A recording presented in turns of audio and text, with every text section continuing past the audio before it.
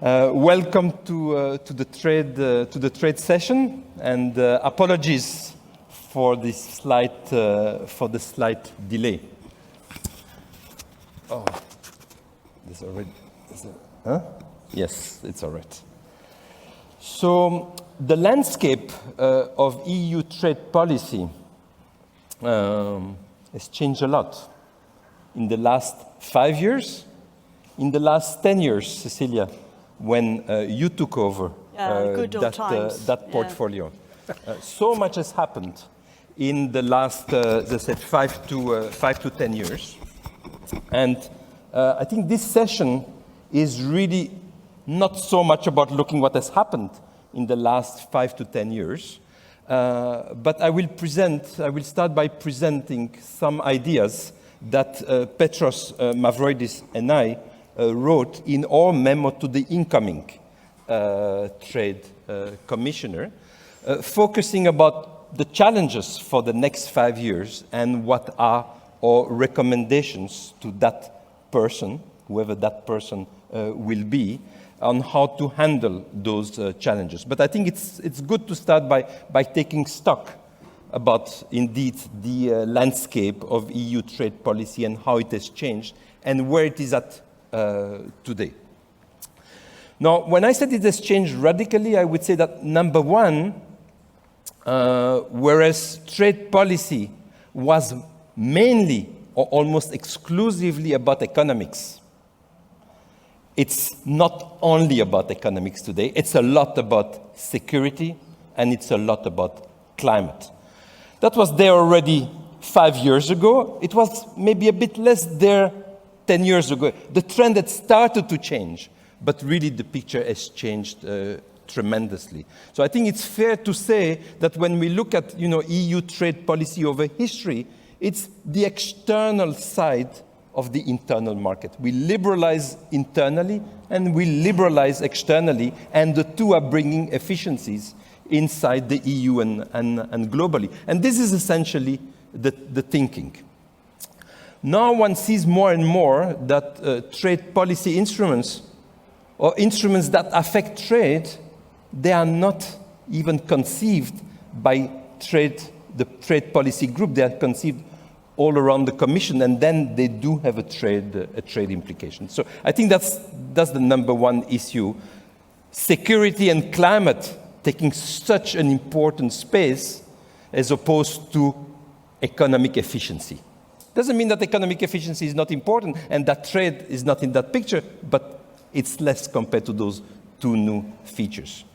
The second one is obviously that indeed in this world of security, this world of geopolitics and of tensions, and at the same time having a worldwide organization like the WTO, we have some kind of a paradoxical situation, right? We have integrated markets. We had at some stage hyper-globalization even, so integrated with companies integrated via global value chains worldwide, and yet the world is clearly now fragmented very much in geopolitical terms. I think the question that many people ask themselves, including operators when they look at trade, is trade also going to fragment? And trade has started to fragment the economic landscape, but I don't think that it's quite correct to say that we are in a situation of deglobalization. So we are not anymore in the hyper-globalization situation that we were in until about 10 years ago, but I don't think it would be correct to describe the situation of fragmentation that is there, both politically and more economically, investment, trade, to say that this has resulted in deglobalization. I think it's fairer to use the term that some economists do, which is slowbalization. We have globalization at a high level. We are highly integrated, but we are not integrating anymore. We are at a plateau level and maybe slightly deglobalizing, but there's not been a radical change. So we have not gone from deglobalization, from hyperglobalization to deglobalization. We've gone from hyperglobalization to stability of globalization, but with different risks of fragmentation and potential deglobalization coming if the political situation also worsens. And I think the mirror image of this is that, yes, there has been paralysis at the WTO. Everybody can see that. Yet, we, Petros Mavroidis and I, in our memo, we reckon and we estimate that still today, 80 to 90% of world trade is conducted according to WTO rules. So it's not true, as I often hear, not only from journalists, I hear that sometimes even from trade policy people in national governments, or I hear that sometimes in Geneva as well, that nobody cares anymore about the rules. It's true that there are parts of world trade, and then I say it's not 100%, it's 80 to 90%. So yes, maybe 10, maybe 20% of world trade is being conducted outside of the rules. When we were at 100%, I think that's something to worry about. But it's the majority of trade is still conducted under WTO rules. So those rules are still important. Countries still abide by and large by the rules, but they are unable to negotiate about new rules when new rules are needed because the environment has changed. Indeed, because of the issues of safety, of security and climate that do require rethinking of some of the rules. Now, what has happened with EU trade policy in the last 5 years? Let me look at the multilateral, at the bilateral, regional, and at the unilateral levels. I would say at the unilateral level, at the multilateral level to begin with, I said, there is gridlock at the WTO, but that's certainly not the fault of the EU. The EU has certainly been, of the three major trading partners, US, China, and the EU, has been, of the three big three, has been the one that has been the most trying to inject new ideas and seeking for compromises. But I think it's fair to say that despite all the work that has been done, not much has happened. Again, the political environment, then the war in Ukraine, certainly this has not helped at all. So gridlock is there. Many initiatives on the EU part, but no result. On the bilateral regional level, the EU has continued with FTA agreements. Some new FTA agreements have been signed. When you were Commissioner, Cecilia, you signed new deals. That has continued. But at the same time, discussions that have gone on with a number of important partners, particularly in the emerging countries, have not brought yet a successful agreement with India, with Indonesia. Mercosur is obviously a long story, but the agreement is still not in place. And there are various negotiations with others. With Australia, we stopped negotiating. So there have been progress on some, but other there have been not failure, but not yet success. But lots of activity, certainly on this front. And the new side has been the unilateral autonomous trade instruments. And I think when we look at those autonomous trade instruments that are now in place, I would say they're of two kinds. One is of the trade defense kind. They were there before. They were trade defense instruments for a very long time, resting on WTO rules, anti-dumping, anti-subsidy. But now we have many other rules, including anti-coercion and so on and so forth. But there is another kind of unilateral set of measures that have been put in place that have trade consequences. They deal with climate. CBAM, deforestation. Those are the two main issues. Both have started. CBAM is working from an administrative viewpoint, but the fees are not yet applied. They will be in 2 years from now. And deforestation is not yet also is not yet levied. On both of them, there have been quite a lot of worries on the part of countries on those measures that are being termed as unilateral, and I think this is one of the issues that we will need to discuss. Now, when I look forward about the challenges and the recommendation that we make recommendations on all those three levels: the multilateral, the regional, and the unilateral. So, the first recommendation that we make to the incoming commissioner is to be the champion of open trade and multilateralism, despite the headwinds. It's clear that the environment is a difficult environment. It's difficult today to be the champion anywhere, including in Brussels, I would say. It's difficult, no doubt. Immediately we'd say, well, you're the naive one. You know, why are you naive while nobody else is following the rules? This is what one hears all the time. You know, we are the last naive ones. No American, no Chinese is applying the rule. They're all either flouting the rules altogether, or they are disregarding them, or whatever, the rules are not adequate. Why are we still wedded to the rules-based system while the others are not? This is really being naive. And I think this will be a major, major challenge for the Commissioner to continue to make that point, including within the college. But that can only be made if at the same time I think this Commissioner is to say, but I'm not naive. I'm not naive. What I'm putting forward is what we have agreed at the European level is open strategic autonomy. So that Commissioner has to be Mr. or Mrs. Open strategic autonomy. Strategic autonomy will come from other commissioners. But the open part is what the Trade Commissioner needs to bring within the college to say, yes, obviously, in the world that we live today, strategic autonomy is an important goal. And we need to work with various instruments towards this, including trade.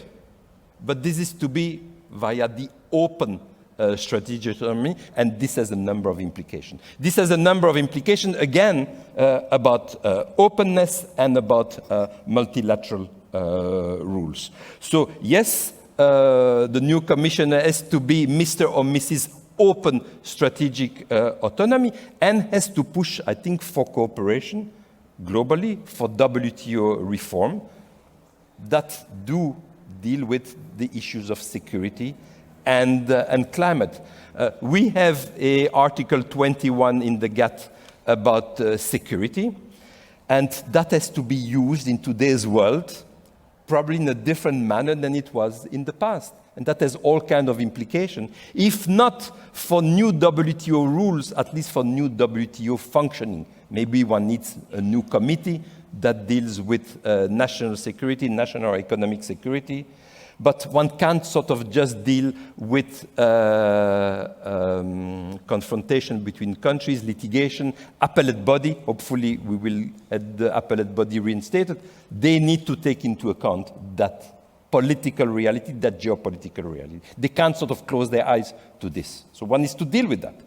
So one needs to recognize that. I think one of the jobs of the commissioner is to bring that to the table and to bring sort of ideas on how to deal with that. The same thing for climate. Because otherwise, if we don't manage to reform the rules, then more and more we will hear, well, it's not that we want to flout the rules, those rules are irrelevant.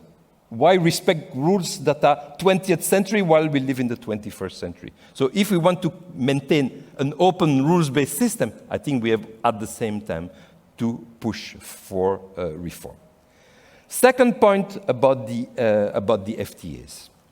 I mentioned India, I mentioned Mercosur, I mentioned Indonesia as large emerging countries. Now, Cecilia, you know very well that the Lisbon Treaty mandates that trade policy respect EU values. So trade policy needs to, and indeed our trade negotiators need to negotiate on the basis of the treaty, which is our values. And I would certainly not recommend to anybody to ignore our values.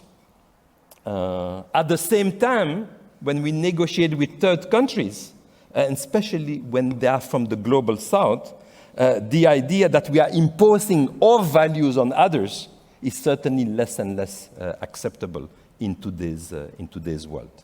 So we have to find a way that combines the fact that, yes, we want to maintain our values and yet not impose our value on others. How do we do that? We need to find solutions about that. And I think one way to deal with that is to bring other instruments than the trade instrument. So that means that indeed the trade commissioner in those negotiations about trade need to bring other instruments that exist within the Commission, other commissioners, to try to look for a package with the, especially with the countries of the Global South. And that takes me to my third issue that is related to this. It's the autonomous instrument, in particular those that deal with climate, the CBAM and deforestation. I think that we very much, Petros and I, we very much agree with the proposal that has been done by Pascal Lamy and some of his colleagues from the Delors Institute, that we need to look at the trade, climate, and development nexus. All those three elements are related. So I think if we see that the measures that have been put into place, CBAM, deforestation, the goal is about climate. Okay? And I think that is fine, and that's not just our values, and those are values and goals that should be indeed global goals. They have implications for trade, so trade and climate come together, but much of the effort that will need to be done in the coming years for climate mitigation will be in the developing countries. And developing countries need to be on board of this. It can be a policy whereby, well, we had a lot of emissions, we the rich countries had a lot of emissions in the past, we became rich, and now we are saying, no more emissions, and too bad for you guys, the developing countries, there's no more space. The climate budget has been eaten. There's no more space, and the implication would be that they can't develop, or their convergence would be much, much slower. That simply will not work. So we need to bring the development dimension up front in those discussions about climate and trade. So this nexus, trade, climate, and development, I think is the right approach. So yes, this is unilateral that we have done that, but we need also, again, to broaden the set of instruments at the EU level. So those are some of the ideas that we put in our memo, and those are the ideas that I would like to discuss with my panelists. So we are very lucky to have a great panel. Cecilia Malmström, not only former trade commissioner, not only former minister from Sweden, trade commissioner, nor also has the advantage of looking not only from an EU perspective, also looking from a US perspective, being associated with the Peterson Institute in Washington. Then Lindsay White, Director General at the Treasury in the UK. You have not heard me say much at all about the UK, and the reason is that in this memo, in our trade memo, we don't really address the EU-UK relation. We did that in the memo to the President, because we feel that the relationship with the UK, although it has a trade dimension, it's a much wider, much broader, in a sense, much more important relationship. And so trade, and we would very much like to hear your views, not just about trade, but about the EU-UK relation, but in this broad perspective. Third panel is giving us a perspective from China. Lu is a former trade negotiator for the Chinese government, now living in Geneva and running a think tank on the friend of multilateralism. So he's very much involved. He was in Brussels at some stage in his career as a trade diplomat, so he knows well not only China, he knows well Brussels, but he knows also very well the Geneva situation. So he can talk about China in those different perspectives. And last but certainly not least, Bernard Hoekman, professor at European University Institute in Florence, formerly the head of the trade policy group at the World Bank, and as such, very well placed to talk to us about his perspective on the emerging countries, the Global South. What does the Global South feel about trade in general, about EU trade, and about prospects for the coming 5 years? So, Cecilia, I start with you. What are your views about some of these ideas that I've put forward? Well, thank you very much, André. Good afternoon, ladies and gentlemen. It's a pleasure to be here today. Well, as you said, André, it has changed a lot. Slowbalization, globalization, deglobalization, reglobalization, de-risking, homeshoring, reshoring, friendshoring. For us trade nerds, the dictionary has expanded lately, absolutely. So it's hard to navigate there. And as you say, national security plays a much bigger role in trade as before. We have trade wars, we have the geopolitics, everything from the war, the dependence on Russian oil and gas, now the dependence on minerals from China. We have the Houthis in the Red Sea, and this is really affecting the trade flows in the shipping area. We have industrial policies, a rebirth with subsidies, which is affecting trade as well. We have climate policies, as you mentioned. WTO still there, and as you said, 80-90% still under WTO rule, but WTO is struggling. It is a weak organization today, and members have not managed to reform it as it should. And then the narrative on trade is bad. Free trade agreements are something from the past. I think that Security Advisor Jake Sullivan said the other day. So where does this leave the EU? Well, you write in your memo that the EU is a kind of superpower when it comes to trade. We have more trade agreements than any other, and we have been promoting openness, market access, and open markets. But we are squeezed between the US and China, and we have also these massive demands now on subsidies. Industrial policy has been discussed in other places as well. You might not know, but in November there's an election in a country not on the other side of the pond. And of course, the EU is watching this very, very closely. If President Trump comes back, he has said that he will raise all tariffs across the board between 10 and 20%. He has also toyed with the idea of replacing income taxes with tariffs, which is an interesting idea. My friends at Peterson are calculating all this and looking at how would it actually work, and I can tell you it won't.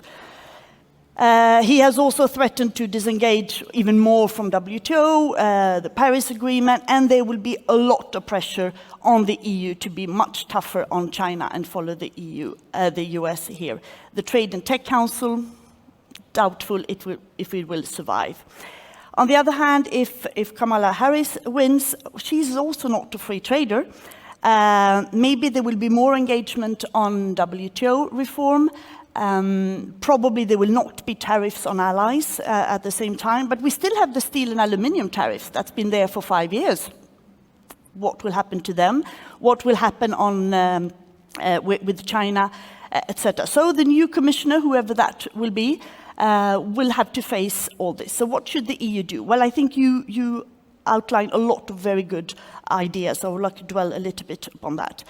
If you want to be open, strategic, and autonomous, you need friends. You need allies, especially if tensions between EU and our most important ally, the US, will become even more tense. So the EU must nurture the existing free trade agreements that we have. We must continue to finalize those who are ongoing. You mentioned Australia. India is difficult, but we should seek to advance and see what we can come out of that. Mexico, Indonesia, Mercosur. 5 years ago, when it was concluded, EU was the most important trading partner for all 4 Mercosur countries. Today, it is China for all 4 of them. We must find a solution to this. we should also think broader. I think the EU should join or closely affiliate with the CPTPP, the Trans-Pacific Partnership that Trump withdrew US from. Our friends from the UK have just joined. Congratulations. I think we should do like you do in this regard and be there as well. That is an area where there's dynamism in the world. Nobody talks about deglobalization in the Asia-Pacific. A lot of things are happening there.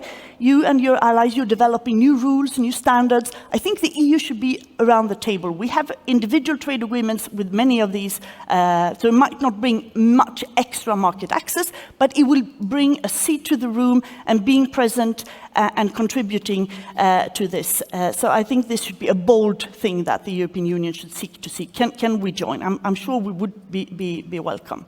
Then we must plan for what will happen in the US, of course. If there are massive tariffs again, we should retaliate in a WTO-compliant, responsible way with allies, with the US, with China, possibly with China, as we did on steel and aluminium, with Japan, with South Korea, with Australia, New Zealand. A joint response, but avoid escalation.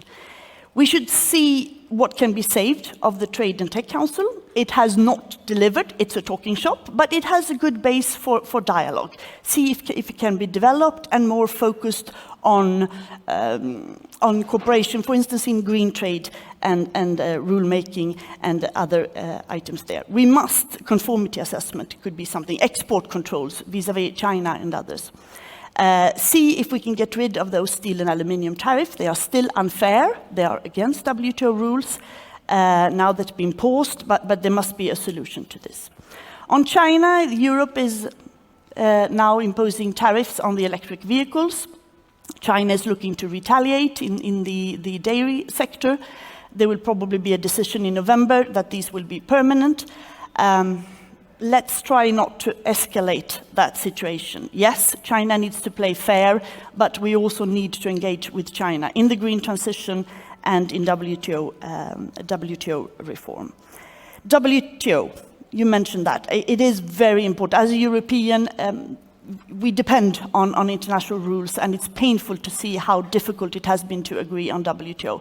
We should continue, the EU, the new commissioner, and her or his team, of course, working with like-minded to try to see what can be done, what is realistic, but also realize that we will not agree 166 members. We need to work on the plurilateral, that is the art of the possible right now, in an open way, welcoming everybody who wants to join. Other countries have taken conclusions. They have moved on with a digital agreement, Costa Rica, New Zealand, Switzerland, Iceland, and others. Maybe the EU should join there as well. WTO compliance, the UK maybe, and others. There's one on digital DIPA, and there's this one on green goods and trade. The environmental green goods and trade has been stalled in the WTO, but here are a few countries who have moved on and try to do it. For the green transition, we must do this. We must seek partnerships also within the trade area, and I think that is what you mean with a broader assessment in development, economic cooperation. When it comes to critical minerals, this would be key for the green transition. It has huge potential of conflict as well. So we must seek in a sustainable and fair way to develop relations here, as the Commission is doing, but it should be done more. CBAM. There are 37 different jurisdictions on taxing carbon in some way or another. That is good, because it's a good way to fight climate change. But if there are 37 slightly different, how can they coexist without creating tensions? It's not only with the US, with the global South, it's also with the US and other companies. How can we do this in a way that still we are taxing carbon, but we do not create conflicts? This will be one of the key tasks for the new commissioners dealing with this. And then finally, speak up for trade. Trade is a force for good. Trade has meant a lot to fight poverty, to increase growth, development, jobs, investment, etc. There is much more now with geopolitics, economic security, but trade as a whole is a force for good. And that would probably be, and you mentioned it as well, one of the main tasks of the new commissioner who will have the most exciting but the most difficult job in the Commission to stand for this. So these were a few thoughts, and thank you very much for the work that you have done together with Petros. Thanks. Thanks, Cecilia. I think lots of great suggestions. Let me turn to you, Lindsay, from a UK perspective. As I said, not just sort of our bilateral relationship, but also in a more global context. What are your suggestions? What are your views? Well, thanks very much. And can I start by saying what a pleasure it is to have been invited to take part in this panel today. So the UK has been a member of Bruegel for a long time, and from the Treasury's perspective as an institution, and also with our friends and partners in the Bank of England, we really find the work that you do incredibly thought-provoking, and it's still very influential in the way that we think about developing policy, although, as you might imagine, we're now perhaps a little bit more focused on some of the external work that you do than we have been in previous years. So thank you very much for inviting us to join here. I thought I'd say a few words just about the UK context, and then a little bit about the wider multilateral conversations that I've been involved in with many of you in the room, and which go to lots of the points that you've already made, Andrea and Cecilia. And then I'll say just a little bit about the bilateral kind of UK-EU relationship at the end. So as all of you will, I'm sure, be very well aware, we had an election earlier in the summer. So we've had a new government returned with a significant majority. And they've set out, through the whole of the election period and since coming into power, a series of missions that will guide their forward programme. And the central one of those is about restoring growth in the UK. Like many comparable advanced economies, we have a whole series of long-running structural growth issues that we need to address. In the particular UK context, we haven't yet returned to pre-financial crisis trend growth. There was quite a significant drop-off in productivity at that point that particularly affected us. And there's other areas of growth, including particularly investment, where we've continued to lag behind, and quite a lot of evidence that that's been affected by uncertainty from all sorts of different sources over recent years. And trade is a really significant part of that for us. The UK is a relatively open economy, similar to the EU, and as I'll come on to, facing lots and thinking about lots of the same challenges that the EU is. But we've also obviously just had, or are continuing to go through, a really significant structural change in the trading relationship with our major trading partner. So those things have and are impacting the way that we think about our forward growth strategy. But one thing that is very clear, in which the government has made clear in setting out their early thinking on that growth strategy, is the importance of trade for future growth. And there's absolutely loads of external evidence that point to the benefits of open trade for growth. So to your first point, Andre, we will absolutely be side by side with the EU and continuing to champion the benefits of an open and fair global trading system. It's absolutely in each of our mutual interests, as well as for many other countries, as I'll come on to. As you might have seen in the government's manifesto, we are in the process of pulling together a new trade strategy, which will set out much more detail about how the government proposes to approach this over the term of the Parliament. And it's really clear that in the way that they are thinking about that, it will have to be very closely joined up with thinking about the UK's industrial strategy, net zero transition, and our economic security objectives, which go to the heart of everything that people have already said.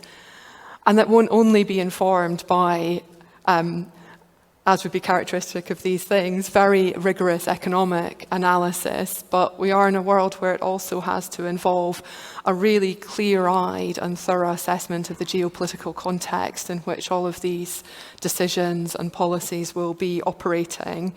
and really trying to, I think, forge a sort of new partnership between a kind of more active state in the way the government talks about it, but dynamic open markets, and renewing a sort of different type of relationship with the private sector in the way that we think about a lot of these issues. So this is really front and centre for the new UK government. But like I say, and I'll sort of come on a little bit now to some of not only do we really value the work that Bruegel is doing, but we've continued to have very kind of constructive conversations and thinking through how we're each approaching these. So I was going to say a bit about the kind of global picture on trade and the various headwinds that we're each facing. I probably don't need to go into that too much. We've already covered quite a bit of that, and I know other speakers will talk about that as well. I think the only things that I would perhaps pull out are, we have seen trade slowing over the past decade, and it has been volatile. We're obviously all very familiar with the supply chain disruptions and shocks that we have all experienced through the pandemic, the energy shock following Russia's invasion.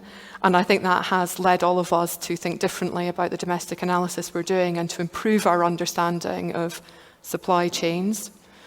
We've seen a significant shift towards regionalisation, as you've talked about.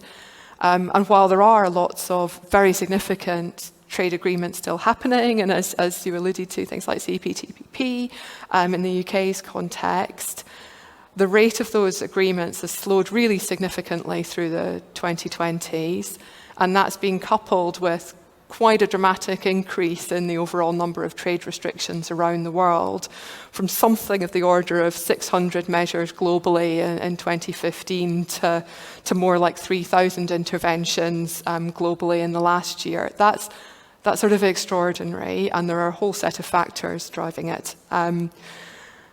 So as I say, we are really delighted that these issues are front and centre for organisations like Bruegel. I did want to say, because I spotted Pierre-Olivier Gurinchat, I think, earlier on, I don't know if he's in the room, but the IMF has done a really good job of making sure that the understanding of the analysis of fragmentation is front and centre on a lot of international tables. There's still a lot to do, I think, to understand exactly what is happening. The BIS is doing research as well. There's, a debate to be had about whether we're diversifying, fragmenting, whether supply chains are lengthening, and to understand the real issues. But it is much more on the agenda and in the discussion over recent years, and I think that is really important, because while we could overstate the risks and the position now, the trends and the sort of direction of travel are really concerning.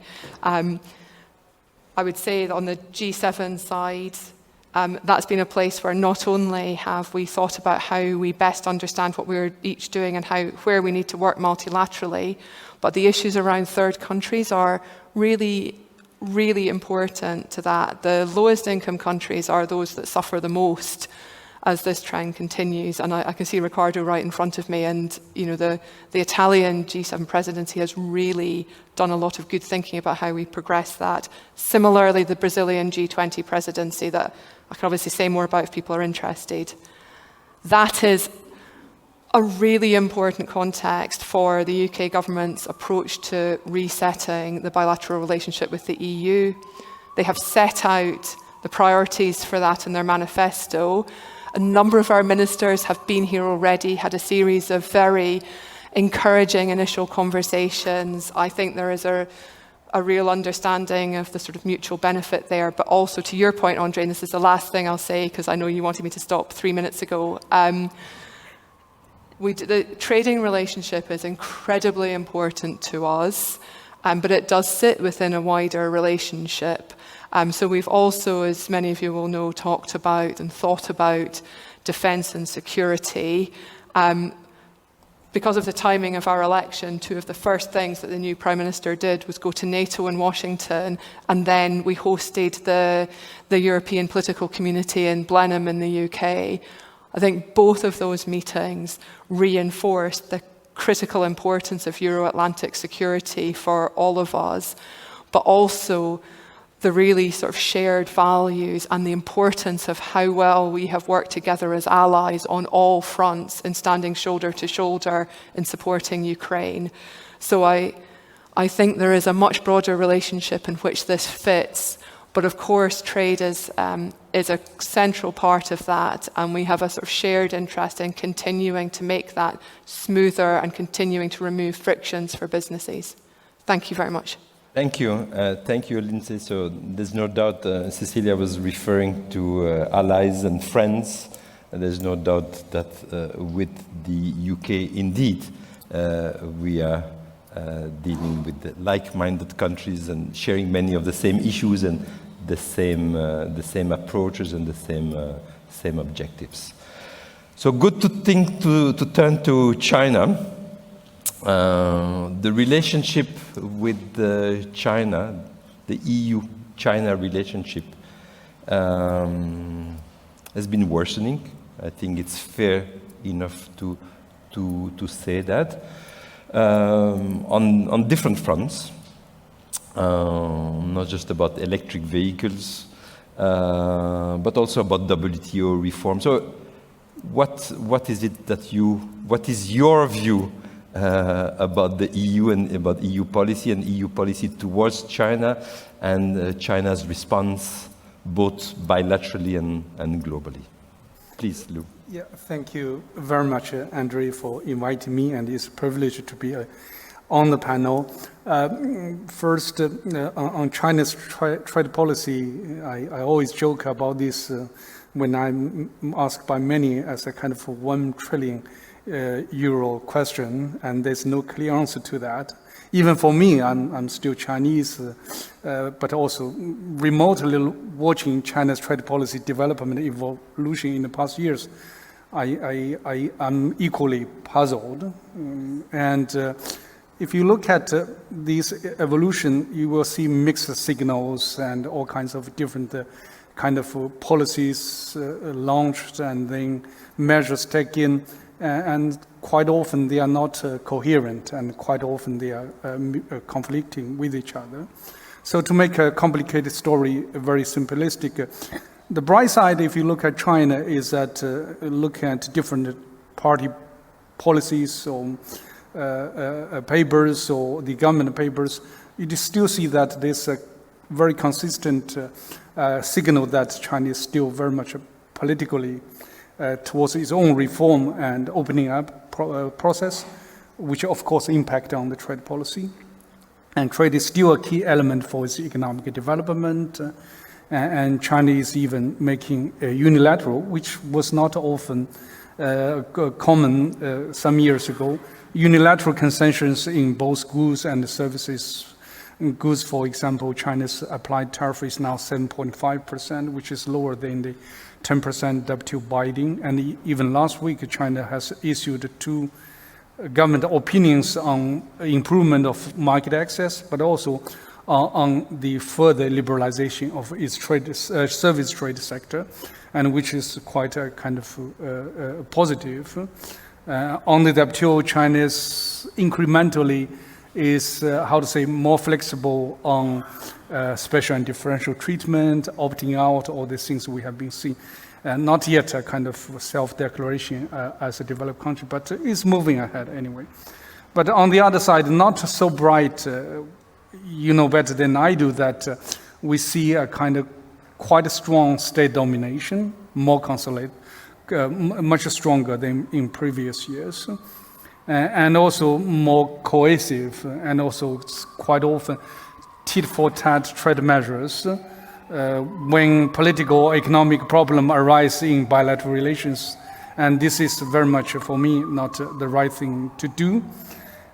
China, because of its particular system, say that they are ready to negotiate these systemic spilling over issues, state-owned enterprise, industrial policies, all the things we are discussing here. But we don't see clearly how they are envisaged to do that, both either bilateral or multilaterally. Security is, China is not, shy to do that. If you look at the recent Communist Party third preliminary session, and security comes up as one of the top issues there, and that definitely will have an impact on trade policy. But all the things are still evolving. It's not static. So, like the government intervention or domination. And just last week, in June this year, China published this so-called Fair Competition Review Regulation, which is said to be kind of contain the very visible hand of the government. But we don't know how that's going to be implemented. So the key question, which has no answer, at least from my side, is that where China is going. Okay, would China further reform and opening up, or they say so, but probably they're doing the opposite thing. We don't know. But this leads to the other question about how the international community, particularly EU, can engage China in a way that could push China for more reforms, more opening up, or frighten them away into a kind of more conservative or kind of self-isolation, as worried by many. First on bilateral things, as you said, I studied my trade career as a China-EU desk officer many years ago when I have had much more hair. To be frank, in the past 30 years when I observed the bilateral relationship, probably right now the bilateral relationship is the worst. And it breaks my heart to say so because in 2000, when I finished my first diplomatic, post here in Brussels in the mission, I went back. The first job to do is to develop, draft this China-EU trade relationship white paper. And there, the man's opinion is to say that we should upgrade China-EU trade relationship to the same level as China-US. And we should, in that year, China and EU established this comprehensive partnership, and in 2 years' time, this so-called comprehensive trade strategic relationship. But now, it's the opposite. And so here I comes very direct and hopefully not too blunt, is that I was interviewed by Chinese media a few days ago. The question posed to me is EU and China heading towards a trade war? So that explains how difficult this situation is. For me, the thing is that unless we correct this, what I call is misperception of each other, the positioning of each other's relationship, and I don't think that there will be easy discussion or negotiation on all the issues we are talking about, industrial, EVs, whatever. In the eyes of Chinese experts, the EU kind of new substantial transformation from previous comprehensive strategic partnership towards this three-point kind of relationship: cooperation partner, economic competitor, and systemic rival. Is not the way to deal with it. In the eyes, to conclude this, in the eyes of the Chinese, you cannot do the three things together. It's like that you cannot use your mouth to see and do it, and use your arm to wrestle, and then use your feet to stumble each other. So I think that there's a lot of substantial reflection. Multilateral part, I will come back probably later when we have discussions there. Thank you. Great. I think that was very candid, both about the Chinese position, its internal debate about where it wants to go in terms of openness, in terms of reform, and then in the bilateral relationship with the EU. So Bernard, can you bring the perspective from the global south outside of China? I mean, obviously the global south is very, very diverse. So it's hard to speak of the global south. There are different components, but how do you see that? I mean, as I said, many of the policies and including obviously the climate policies apply now by the EU willingly or unwillingly have a developing country dimension or affecting developing countries. Maybe they were not, maybe it was not explicitly discussed even in the Commission sometime, you know, and also the idea, for instance, that CBAM, well, CBAM is non-discriminatory, right? That, I mean, that was one of the objectives of the instrument that was designed, right? There's no discrimination. So it means, that's great in terms of WTO, but it means it affects all countries in the similar manner, including countries that are at different stages of development. So what are your reflections on those matters, whether it's related to CBAM or other trade policy instruments? So, first of all, I'm not from the global south, right? So that's a bit of a problem in terms of the mandate that has been given to me here. But I do work a lot on trade issues in developing countries and with developing country governments. So I just want to step back very quickly to some of the things that have been mentioned here, because it relates to how how developing countries are perceiving what the European Union is doing, right? So on the one hand, what you frequently hear about is the OECD countries have gone crazy. They're subsidizing everything under the sun.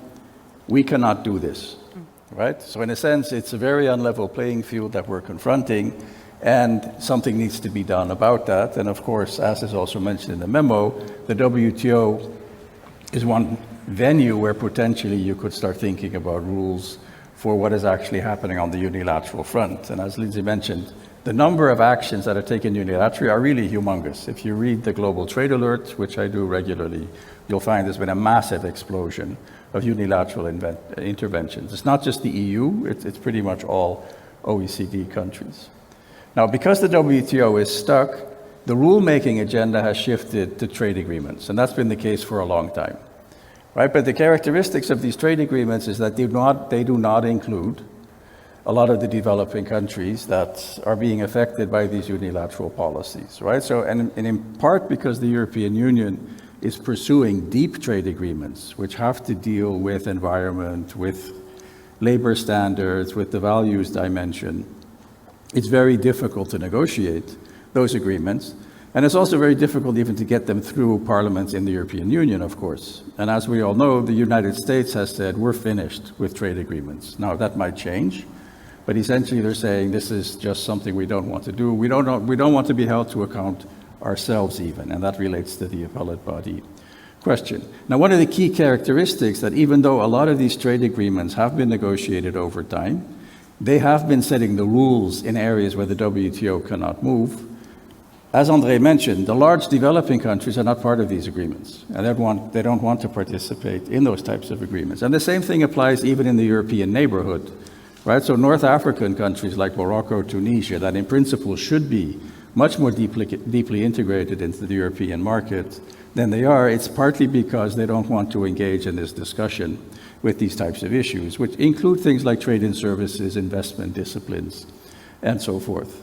At the same time, we see many developing countries themselves pursuing this path of integration, right? So in the African context, we have the African Continental Free Trade Area, and that really has huge ambitions to actually make the continent one market, and not just for goods, but also for services, etc. We've already, Cecilia mentioned the CTPPP. So in the Asia-Pacific region, this is still a very dynamic context where countries are negotiating these types of agreements, including China, right? So China is a member of the Regional Economic Partnership. So we have this bifurcation where we have developing countries still very much engaged in the use of this instrument of trade agreements, but the US pulling back, and the US and the EU finding it actually difficult to have a substantive and a constructive conversation with developing countries. I think all of the areas that are highlighted in Petros's and André's memo in terms of what the next commissioner should do are pretty seriously negative impact by the unilateral actions that have been taken by the EU, right? So there is a huge, you can call it trust relationship. There's just a huge suspicion in terms of how credible is the EU in terms of walking the talk, right? And everybody says the EU talks a wonderful game, but it doesn't execute. It's simply not there. And what people tell me also is, say, let's assume we negotiate a free trade agreement with the European Union, and we go down this deep path. Is that going to insulate me from a deforestation regulation? Is that going to insulate me from a CBAM? Is that going to insulate me from due diligence? Is the European Commission going to talk to me about how we actually implement these things and what the objectives should be? And the message I frequently get is nobody ever talks to us about these things. And I think this is really a serious problem, I think also in terms of external relations, because I think the willingness is there, but somehow the machinery is not delivering in terms of, at least in terms of many of the countries that I've been talking with. One point, I don't have a lot of time, so I just want to make one point on this, which is not, it's kind of hidden in the memo, but I think it really needs to be brought out much more, and Cecilia mentioned it, is I think we need to start thinking beyond trade agreements. So I think there's too much of a focus on we need to continue down this path, we need to continue beating our head against what is in practice quite frequently a wall. So I think we need to be much more creative to start thinking about where are there specific issues, where there are win-wins, right? Where both parties can see there are gains to be had, but we're not going to make this part of a huge trade agreement where everything has to be on the table and where, substantially all trade has to be liberalized. But let's actually focus on issues that matter for me as a developing country minister of finance or trade or what have you.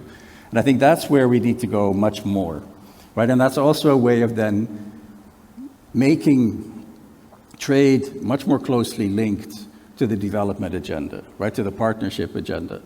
And that's a real challenge to do, but I think if you do it on an issue-specific basis, it becomes much easier, right? So I think one of the characteristics, and again, I hear this quite frequently when I'm working in developing countries, is if you have a trade agreement, there is supposed to be this paraphernalia of assistance associated with it, but it's just too broad, right? And you very quickly lose sight of what are the key players in the country that really have an agenda they want to pursue, and we should be focusing on that, as opposed to thinking about it much more broadly in we need to implement the trade agreement, we have our chief enforcement officer, it's becoming much more legalistic over time. And I think if you look at the pattern of assistance that has been given by the European Union to developing countries in the context of both preferential trade and reciprocal trade agreements, you see there's quite frequently a big disconnect, right? So we're not really supporting areas that are included in these deep trade agreements with respect to, let's say, labor standards, labor protection, environmental protection.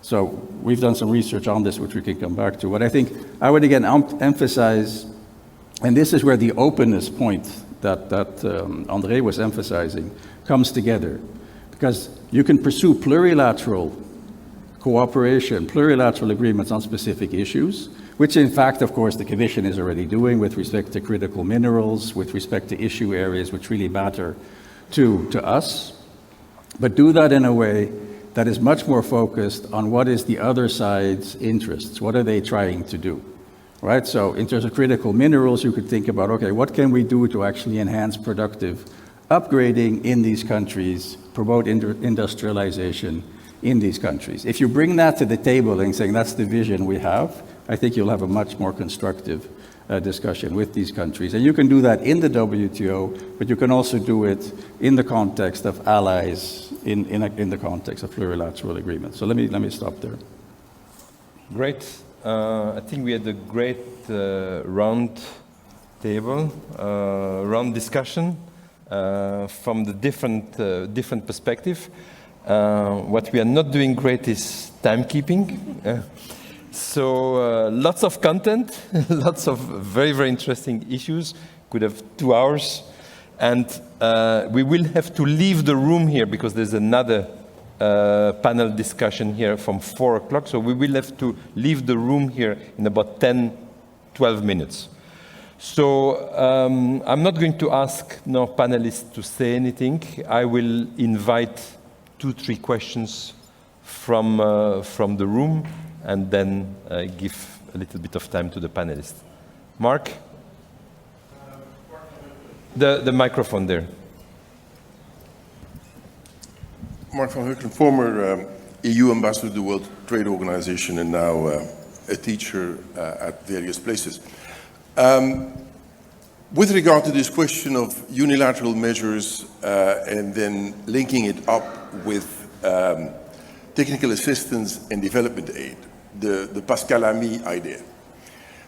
On paper, very interesting, but we have a very serious inconvenient fact. And that is that our development aid is not at all aligned with our climate priorities. Then you need to I think that 80% of our development aid goes to Africa. Africa is responsible for 4% of emissions. Asia, even excluding China, is responsible for 35–40%. Our development aid presumably has less than 5% going to Asia. I did the jet piece and I negotiated with Vietnam and Indonesia. We don't have any money in our pocket. We don't have any. So this sort of idea of tying it with development aid is all nice and well, and you can say that on a Sunday, but on a Monday, there is nothing. Similarly, on Tuesday, you'll get a lot of problems. Yeah, but so it's all nice and well, but then we have to reconfigure. Similarly, with regard to African countries, when you say, well, as we did under the Green Deal, 40% of our money should go to climate and environmental issues, these countries say, yes, of course, but that money should be additional, and it isn't. Thanks. Next question. Yes, please.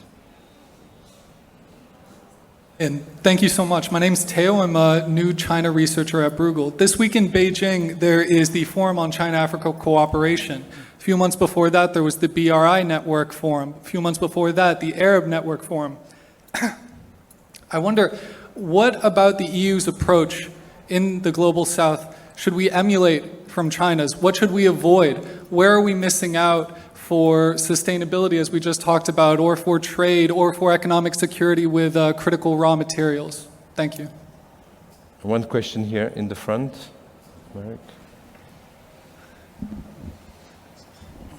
Marek Dąbrowski, Bruegel. I have a very trivial question. To which extent common agriculture policy is obstacle for the EU to develop trade relation with non-EU partners? The CAP, to what extent the CAP is an obstacle for our trade relations with the third countries? One last question? If there's no last question, I return to the panelists. Cecilia. Ooh. So each of you have about, let's say, two minutes about that. Okay, you're right. There's always a money problem, but the EU is right now in a position to rethinking economic strategy. There's even talks about having a geopolitical commissioner to sort of oversee that. I don't know the thinking in Mrs. von der Leyen's head, but this would be a good time to rethink. What are our goals? How do we want to interact with the Global South and our neighbors in trade, in development, in economic security, when it comes to critical minerals, when it comes to development aid? And what money do we have? I mean, this is really the time, and I think this is also some thinking that not only your report, but all the reports in that book wants to encourage. Things are changing. Then the Commission and Member States and the budget and Parliament needs also to rethink. That, I know it's a money issue, but what are the alternatives? That we will totally fail in our goals and that we will increase the tensions. So that's what I want to say on that. Lindsay. I think it's a really important set of points as well. I think everybody is very well aware about the huge financing challenges, both to meet the Sustainable Development Goals and when you put climate transition needs on top of that. And sometimes those are in tension. A lot of the time they can go in the same direction. I actually think that the JETPs, or more broadly this idea about country platforms, is really important, and we should be trying to double down on that because there is a lot of money in the system. It's very complicated to access. It doesn't always work in alignment with countries' own plans.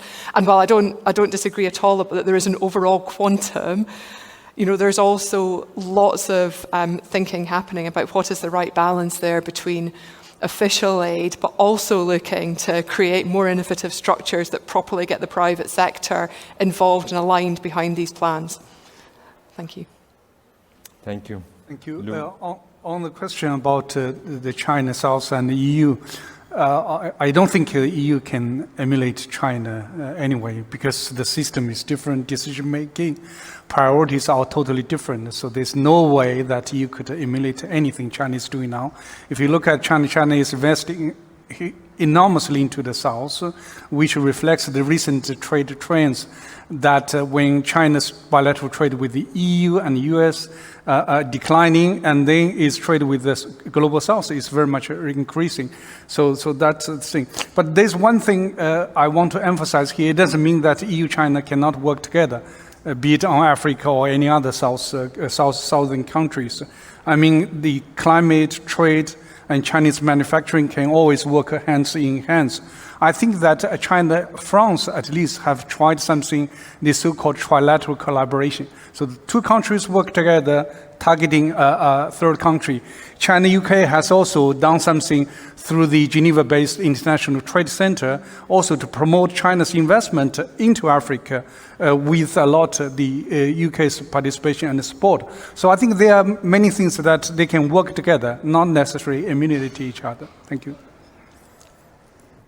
So we're talking about trade here. So we're talking about DG trade and more generally what trade ministries can do. So I would push back a bit on the money. I think the money is extremely important, right? So clearly the climate transition is going to require huge investments everywhere. But I think if we're thinking about it just from what trade people could do potentially, I think there needs to be much more focus on what we can do on the policy side. And in particular, when we start thinking about deforestation or we start thinking about a CBAM, that you actually have a discussion with the countries that are going to be confronted with this about, okay, here's what we're going to do, what we're trying to do, here's why we're doing it, and we'd really like to get your help in terms of how we actually do this in a way which minimizes costs for you, right? And I think there's really a perception out there that we're sitting here in Brussels writing down what the rules are going to be, how they're going to be enforced, and thou shalt comply, right? Without any notion of necessarily of what actually is the local context in those countries. And I think if we could do much more to deal with that upstream, we would, one, have a lot less problems, but also our policies would become a lot more effective, and you could actually have much more support in countries to doing that. And I think, just to relate to the China question, so one thing that strikes me, so there's been a negotiation on an investment agreement, an investment facilitation agreement for development, right? That's had been strongly supported by the European Union, but it's also been strongly supported by China.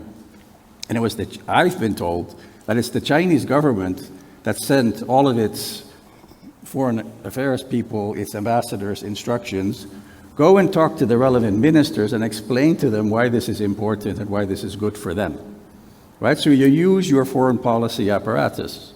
Now, I don't know this, right? But I suspect that the Chinese have been, one, much more invested in this because they were chairing this negotiating group, co-chairing, and they've done this much more effectively than we did. Now, partly I think the Chinese are much more credible probably than we are in terms of having these discussions, but I think I can also suggest, there's scope for partnership in terms of thinking about what are the policies, what are the regulatory criteria that could and should be used to actually achieve a common goal. And I think it's important to recognize these are common goals. So, great. We have 2 minutes. I'm going to turn to you, Cecilia. Lou said that, I think you were here in Brussels, you said 20 years ago? Almost 30 years ago. Almost 30 years ago. And so you said, what was the climate in the bilateral relationship between the EU and China then?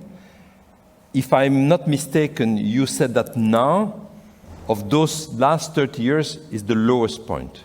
That's correct, right? That's what you said. And then you said, well, we are not headed for a trade war, right? You were asked by a journalist. Yeah. Okay.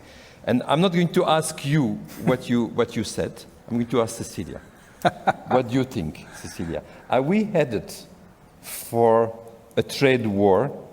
And in 1 minute. So I mean, in a sense, just what is is it yes or no, and just a little bit why? Why yes or why no? No, we are not in a trade war with China. We have tensions. They have escalated lately.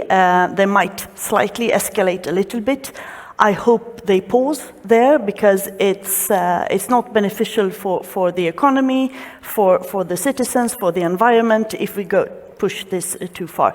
But Europe will be, depending on the outcome of the US elections, we will be under huge pressure to further escalate our tensions with China.